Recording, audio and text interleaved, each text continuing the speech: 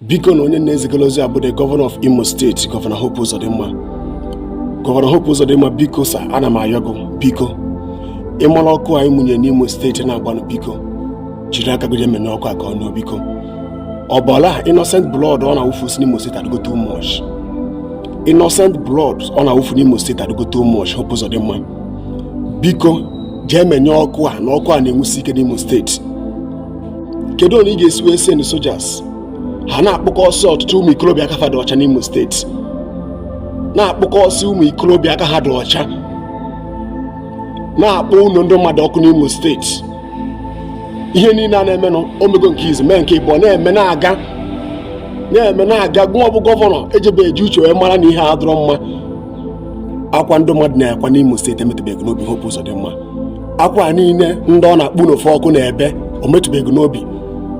Akwa niile ụmụ mmadụ na-ebe n'Imo State ndị ọ na-egbu ụmụnne fe o metụbeghị n'obi Hope Uzodinma. Ị ga na-edukwa ma wepọn n'Imo State.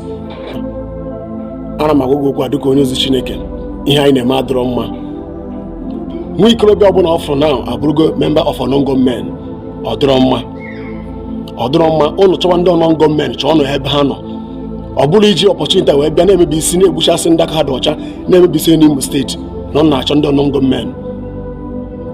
Isend soldiers ha na-abịa n'Imo State na-akpọ ụlọ ndị mmadụ ọkụ, na-egbu ndị mmadụ, ọ bụla ya ga-eweta peace n'Imo State, kama ọ ga na-etinye ọgba ha na-aga n'ilu, ọ ga na-adụ worst na-aga everyday.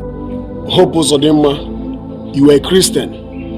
Ọ bụ na ihe Chineke ka onye gị wisdom ị ga-eji wee chi Imo State ka peace do, Chineke ga-enye gị ya. Mana the problem bụ unu bụ ndị governors na-asị unu bụ Christians, unu adịghị achọ indo from God, unu adịghị achọ ka unu ma ihe God na-agwa unu na-achọ ime ihe na unu nwere power ime ihe ọ bụla unu chọrọ ime. That is ebe unu si enwe problem. So ihe na-achọ ịgwago yọọ Chineke wisdom ka onye gị wisdom ị ga-eji chi Imo State. Yọọ Chineke wisdom ka onye gị wisdom ị ga-eji chi Imo State. Ya bụ ndụmọdụ nwere ike inye gị, mana abịa amaba ka mkparị agụ, mana achọrọ m ịgwa gị okwu dịka onye Chineke. Go and see the face of God, Governor Hope Uzodinma, ka Chineke nye gị the wisdom ị ga-eji chi Imo State. Thank you and God bless you.